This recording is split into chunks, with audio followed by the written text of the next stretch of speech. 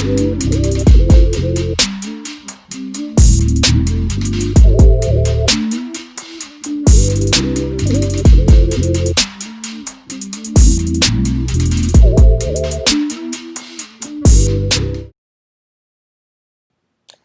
so as you can see, my nails are looking pretty bare.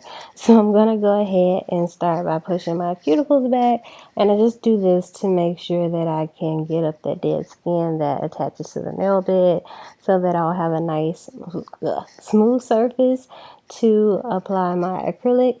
But this is like a process, so the first step is pushing back this area and then pushing up that cuticle on the nail bed, and then I'm going to go ahead and start with my hand file.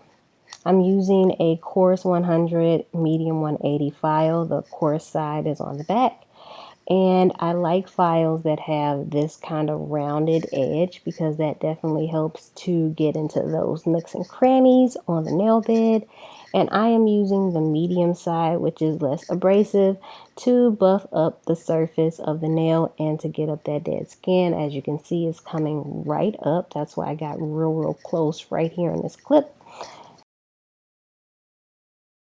And so I'm just going to continue doing that, making sure that the surface is a bit rough. This helps for adhesion of the acrylic, so it is not too smooth. If it's too smooth, it will slide and not stick, and you'll have lifting and a whole bunch of problems. And that's another reason why you want to make sure that you also get up the dead skin, because if you don't, you will also have lifting, and don't nobody got time for that. Okay, we want our nails to last, especially if we are doing them ourselves, and this is one of the most important steps, is the prep work.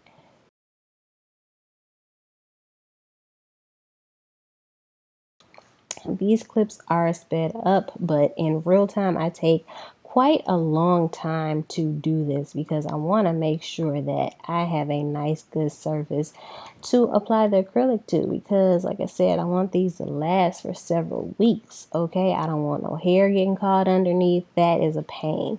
So I'm just going to speed these clips up a little bit, but I did want to get in a little close so you could see what it actually looks like to do this with a hand file. And after that, I'm just going to buff away the dust with my little brush thingy. And the first thing I'm going to do is add my dehydrator. I can't talk tonight. My dehydrator, and this one is from Sally Beauty Supply. I'm going to apply one coat of that. And I actually should have applied my tips first, but I don't know what I was going through this day, but it's okay. I'm going to just go ahead and also add my first primer. This is the primer that comes in the Kiss acrylic kit that you can pick up at like Target or Walmart or Walgreens. And I still have this primer, so I'm going to use it until it is completely used up. But I'm going to apply just one coat of that as well. I'm going in with the protein bond. This is, for me, the most important step. This really helps to prevent lifting, and I actually applied 2 coats of this. I only have 1 coat on a film here, but I apply 1 coat, let it dry for about 15 seconds. It doesn't actually get matte or anything. It'll still have a bit of a shine and a tack to it, and I add my second coat, and then I just go right in with my acrylic application. But actually, no, because I did this out of order. I applied my tips and I'm cutting them down to the right length here, going for a little longer than I normally would, because I don't know, I just felt like for this look a longer nail would be best. This nail was trying to creep up on the edge, so I needed to add a little bit more glue, but I am now going to file or get the shape right. And for this particular look, I wanted to do a tapered square. So I don't want it to be a coffin or ballerina shape. I really just want it to be just a little bit of a little slim square shape. So for that, I'm just taking a little off at a time, on these sidewalls and the free edge going back and forth, not lingering on one side for too long. I just want to make sure that I don't mess it up. So that's a good tip when you are filing.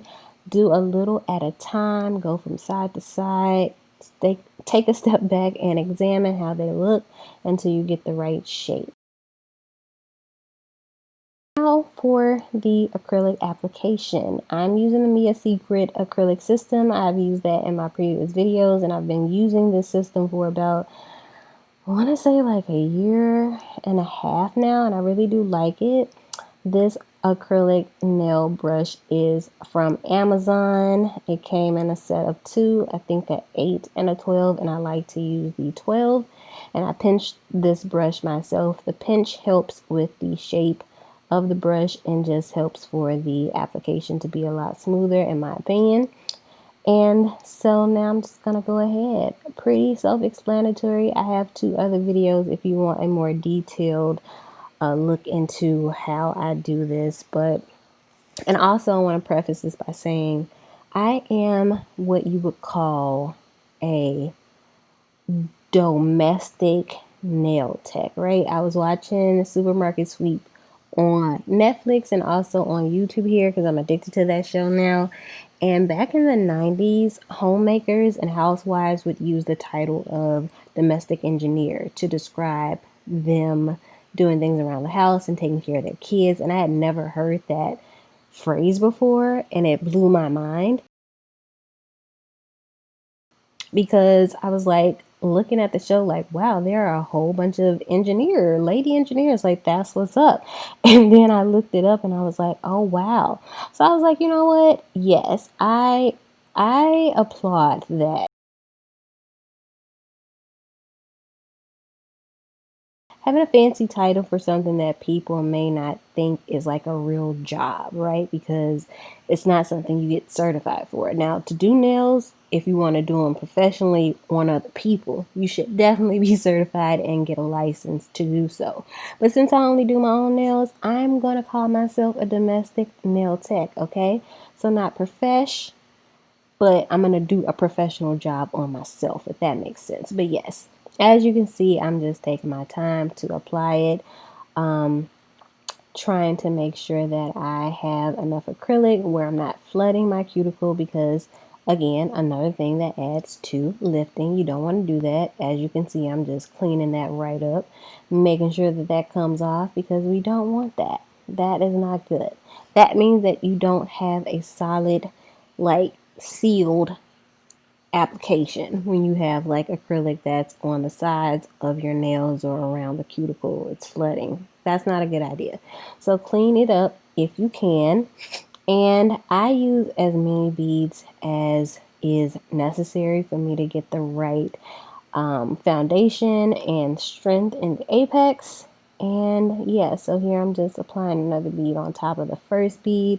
I kind of try to work in the like off center portion of the nail first, and then go to the cuticle last with like the smallest bit of acrylic as possible because you don't want that to be too bulky. Definitely doesn't look good, doesn't last long. So yeah.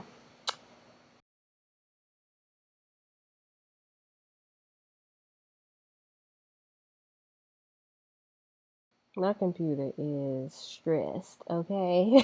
We're trying to render these files. The stress. But we're gonna power through. We're gonna power through.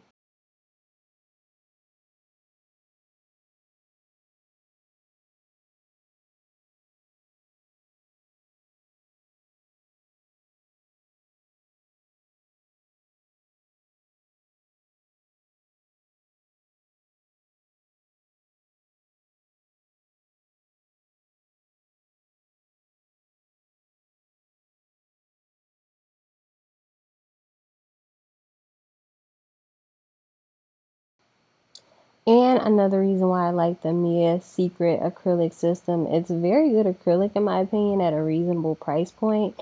And I say that because as you could see in this last ball, I didn't get super close to the cuticle, but it kind of self-leveled itself, if that makes sense, where it went where it needed to go, but wasn't sloppy or super runny. And a lot of that, of course, has to do with your ratio of monomer and acrylic powder. But even if you kind of fudge it up a little bit, the system is quality enough that you can fix it and it won't be too much of a mess.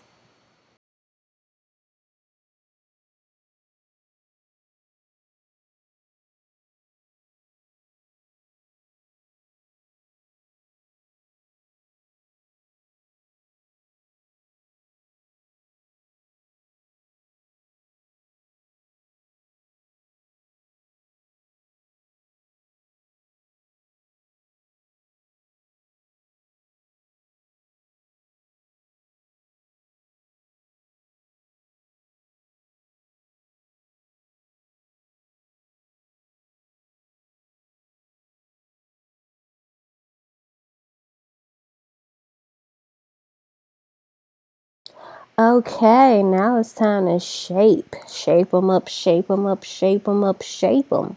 So I'm going to be taking, I believe this is a 100 grit file. It might be a 180, 100, but I'm going to be using the 100 side regardless, which is more coarse to get the shape right, to smooth things out, get rid of bulk, to cap the cuticle area. As you can see, I'm not sure why this clip kind of rotated, but I am just working kind of in a swivel around the area to cap the cuticle and cap the acrylic so that it's flush with where the nail would naturally be growing. It looks like it's, just coming right out of my nail bed naturally.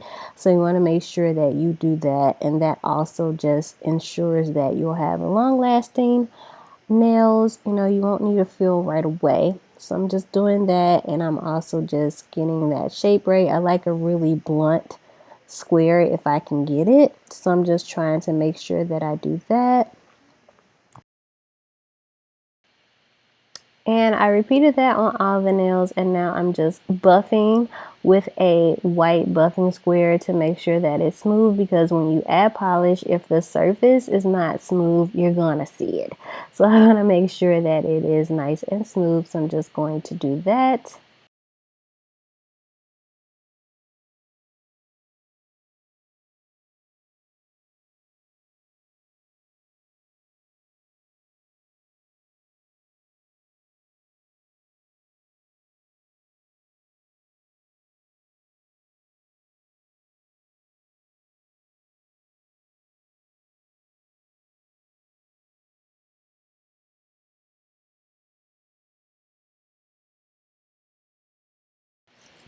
Okay, now here are the colors I'm going to be using. I picked these up in a set of gel polish minis from Amazon. I will link the polishes that I purchased below. And I'm just testing them out, or basically making swatches right here on a piece of paper to see how the colors are going to look. Very sorry about my shaky table. I have to find a better table because this is ridiculous. But basically, yes, I am just testing the colors to see how I want the gradient look to plan out or pan out. And I like what we have here. And actually the set came with like 12 different polishes, a bunch of very pretty fall colors, but those are the colors that I chose. And as far as gel polishes go, I wouldn't be the right person to ask about like what is quality, I guess, and what isn't, because I'm not super experienced with them. I've gotten a bunch of gel manicures in my lifetime, but in terms of using them and working with them myself, this is kind of like my first experiences with them. Because I normally use acrylic or I'll use a regular nail polish, but I feel like they were fine. Like, and I'm doing the most, as you can see, like adding way too much prior to curing. But I really didn't find them to be problematic, and I feel that they were pretty opaque off of one-ish coats. This is definitely more than one coat, I feel like, but I feel like they did well. and they cured well. I cured for about 2 minutes each time, and I think I cured a total of 2 times. I first applied the one coat, which was kind of opaque, and then I went back in and added a second coat, which, like I said, I'm adding a lot of polish, so I don't know. But they look good, and this is how they looked. Now, I kind of, at this point, wanted to leave them glossy because beautiful, right? But I was committed to this idea already. So here we are with my favorite matte top coat. This is also a gel polish. And I'm just going to apply that to all the nails. And once that is done, I'm going to cure this for 2 minutes as well. And I only added one coat of this matte polish, I believe.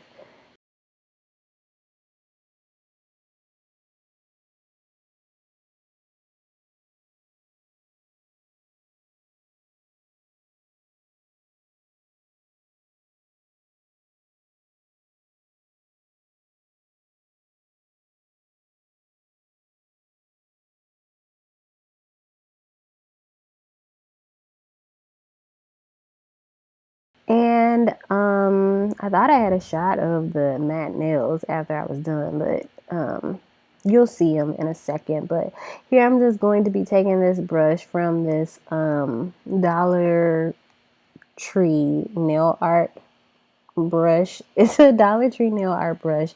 I use this brush all the time instead of just buying nail art brushes. I'm gonna do it, but I haven't done it yet. But anyway, yeah, so I'm applying some of the gel glossy top coat to it because I want to do like, I thought at first that I was going to do like the French because I had been seeing that a lot on Instagram. And then I realized that I didn't want to do the French. I wanted to do like the little, I don't know, chevron. There you go. That's the right word. I was going to say diamond. I wanted to do the chevron design instead. So you're going to see me take this off.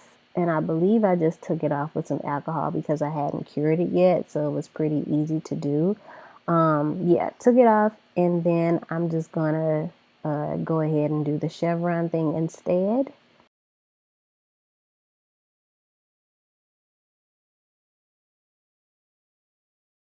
Again, so sorry for the shakiness. I'm so sorry.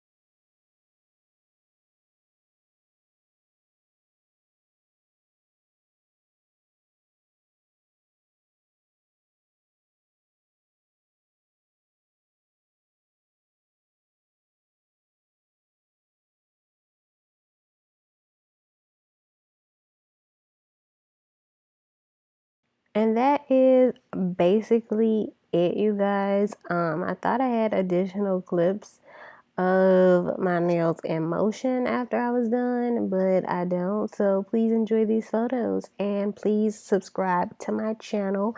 Give this video a thumbs up and I will see you in my next one. Bye.